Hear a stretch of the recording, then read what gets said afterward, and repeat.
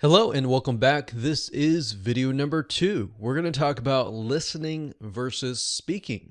Now, if you study the most successful salespeople, you will learn that there is an art involved. And if you often study, for example, influential leaders who move people and have people following them, there's an art involved as well. So if you think about leaders, there's several different types of leaders, which was what we're talking about here. One leader is a type of leader who uses their authority to move people around. They're very bossy.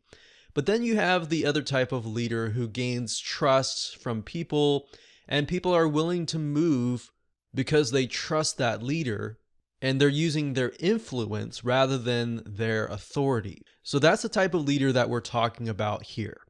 If you study counselors and their ability to help people pinpoint roadblocks and get them to the point of healing fast, you will also see this art in action. It's the art of listening, not speaking, but listening. Now, this is often very tough because in our society that is constantly talking, we're used to people speaking, and we're used to telling people why did they need this or why they need that or whatever. Especially if your personality type is extroverted.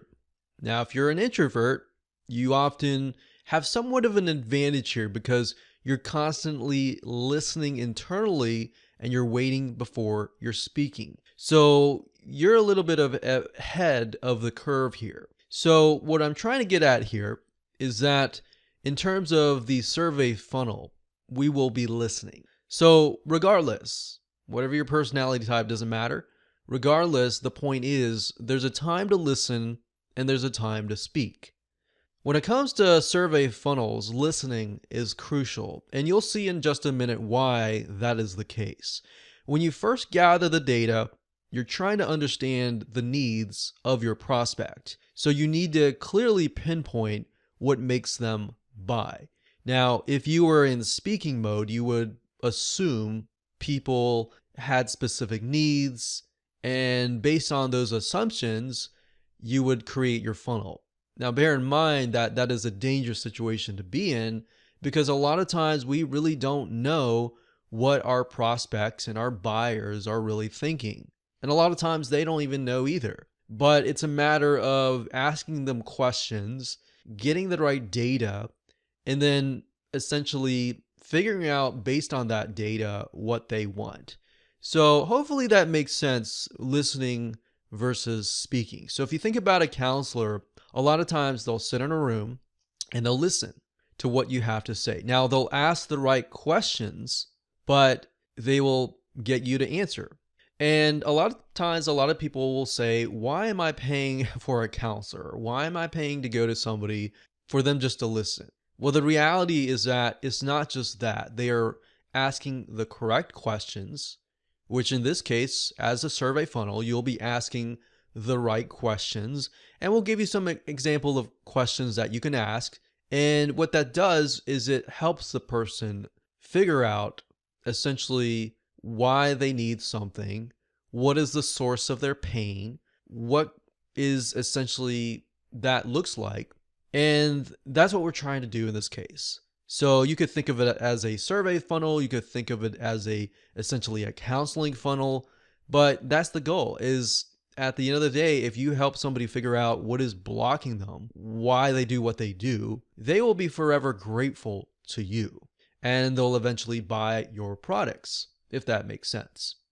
So if you sit down with 3 or more prospects, so let's say you're having a counseling session and you sit with 3 of them one-on-one and you ask them the same questions, you will often find that there are very different reasons why they are interested in your product. And in just a minute, I'm going to use some examples and to reveal to you how that works. So through this discovery process, you're going to be learning things that you've never heard before, things that you assumed were true, but it was totally the opposite. Now, oftentimes you'd even have ideas, like I said, assumptions, which are entirely wrong. Assumptions are very, very dangerous because that can get you into thinking that people like something, that you know better. And just because you know the product and service really well, we found over the years that most people that have products and services don't even realize what the main reason why people buy. They think they know, even a lot of salespeople, they think they know, but they don't. That's why jumping ahead and assuming why people buy is ineffective. And that is why we call that speaking before listening. So you're jumping ahead, you're speaking for the person, assuming that you know what's in their mind, instead of sitting down and listening. So I wanted you to understand that concept because it's a very opposite thinking in our society. So hence listening before speaking is crucial in this case. Now, to put things into perspective, imagine if you stick to your assumptions, you speak without listening first, you'll create a whole funnel, you'll spend months, 2 months, 3 months setting up that funnel, mind mapping it out, and then you wonder, why is no one buying? It's frustrating, right? You spend all that time and then you realize that nobody is buying. So this is a typical mistake, and we don't want you to make an ineffective funnel either. So how does this look in practical terms? Well, you could sit down with 3 or more prospects and ask them these questions that we're about to share with you in the future videos. So we're not going to talk about all the questions in this video. We're just going to talk about them in the future videos. Or you can simply create a survey for the purpose of gathering data and market research. So you initially create the survey, you gather the data, and based on that, then you create another survey or quiz or whatever to get them through your funnel. So it's a 2-part process. So keep in mind that this is not to be confused, like I said, with the survey that you're going to be using later in the actual funnel to essentially qualify the prospect to become a lead. That's not what we're going to talk about. We're talking about right now gathering the right data, either through surveys or through sitting down on a one-on-one, essentially counseling session with your prospect. So it is first and foremost to listen and get the right data.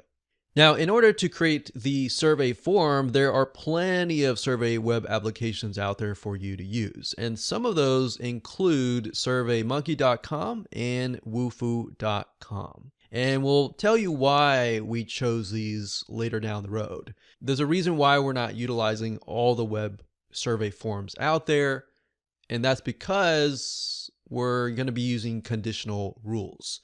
Now, doesn't make sense right now, it's okay. We're going to talk about that later down the road. All right, so let's move on to video number 3.